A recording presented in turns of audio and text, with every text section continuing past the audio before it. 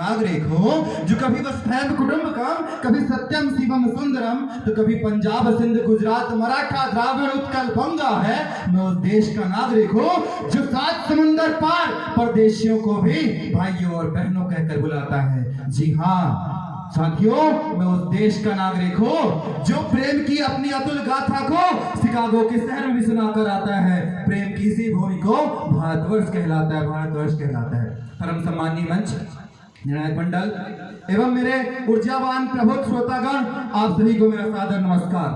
महोदय, आज युवा उत्सव की सभा में मैं आप सभी के समक्ष विकसित भारत के लक्ष्य, पंचपर्ण में से एक विकसित भारत लक्ष्य पर अपने विचारों के व्यक्ति उपस्थित हुआ हूँ। महोदय, विकसित भारत एक ऐसी संकल्पना जिसको लेकर हम इस देश के युवा अपने हृदय में प्रज्वलित करके रोज सुबह से लेकर शाम तक अपने कार्य को कर्तव्य निष्ठा से करते हैं। महोदय, ये वही देश है जिसको हम विकसित बनाने की बात करते हैं, और ये वही भारत है जब पूरा विश्व यूक्रेन और रूस के युद्ध से सहमा हुआ था, तब हम चंद्रयान के द्वारा चांद के दक्षिण ध्रुव में पहुंचकर विकास की नई परिगाथाओं को लिख रहे थे। महोदय, विकसित भारत क्या है? विकसित भारत क्या सिर्फ सकल उत्पाद से बढ़ जाने से भारत विकसित हो जाएगा क्या? नहीं महोदय, मैं नहीं समझता सिर्फ सकल घरेलू उत्पाद के बढ़ जाने से विकसित भारत होगा। भारत महोदय, विकसित भारत तब होगा जब इस देश के हर एक नागरिक तक शिक्षा का संचार होगा। महोदय, विकसित भारत तब होगा जब इस देश के युवा को रोजगार के लिए दर दर भटकना नहीं पड़ेगा। महोदय, जब इस देश का ये देश विकसित भारत तब होगा जब इस देश के हर एक नागरिक तक सुचारू स्वास्थ्य व्यवस्था पहुंचेगी। महोदय, ये देश विकसित तब होगा जब इस देश में कृषि और उद्योग तो सर्वोच्च स्तर पर होंगे, पर भ्रष्टाचार और अपराध निम्न स्तर पर होंगे। जी हाँ महोदय, ये वही विकसित भारत की चर्चा कर रहे हैं। और आज भले हमारे विकास की गाथा चांद को चीरती हुई, गगन को चीरती हुई आसमान में चंद्रयान की तरफ जा रही है, परंतु कुछ ऐसे बिंदु हैं जिन पर हमको ध्यान केंद्रित करने की आवश्यकता है। ऐसा एक बिंदु शिक्षा। महोदय, कोई भी देश चाहे वो जब तक वो शिक्षित नहीं होता तब तक विकसित नहीं होता। मेरा मानना है महोदय, ये वही देश है जहां कभी नालंदा और तक्षशिला में लोग बहुत दूर दूर से शिक्षा ग्रहण करने के लिए आते थे। ये वही गणितज्ञ आर्यभट्ट और सुश्रुत चरक का देश है। परंतु महोदय, मुझे दुर्भाग्यवशपूर्ण कहना पड़ रहा है, आज विश्व की 100 शीर्ष विश्वविद्यालयों में भारतीय कोई भी विश्वविद्यालय नहीं है।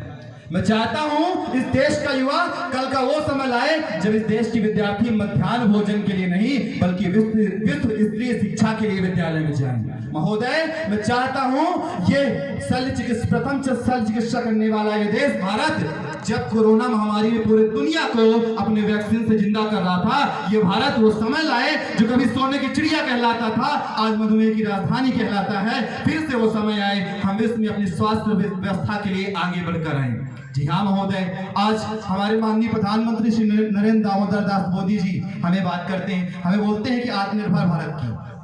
महोदय, कैसे बनेगा आत्मनिर्भर? जब हम और आप वोकल फॉर लोकल के लिए बढ़ेंगे, जब हम और आप कोई सामान खरीदने से पहले मेड इन इंडिया का लेबल देखेंगे। जी हाँ महोदय, जब इस देश का हर एक नागरिक अपने देश के स्वदेशी के लिए कर्तव्य निष्ठा रखेगा। महोदय, आज भारत लगातार विकास की परिगाथाओं को लिखता जा रहा है। आज हमारे देश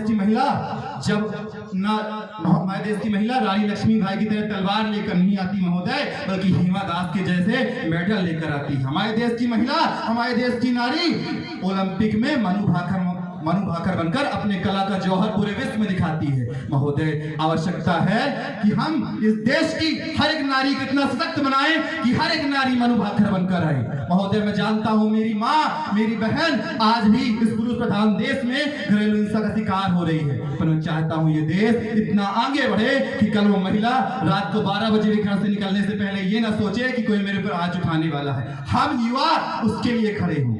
महोदय, ये देश तब नहीं सुधरेगा जब शासन सुधरेगा। ये देश तब विकसित बनेगा जब हम विकसित होने के लिए प्रयास करेंगे। महोदय, इस देश में प्रतिभा की कमी नहीं है।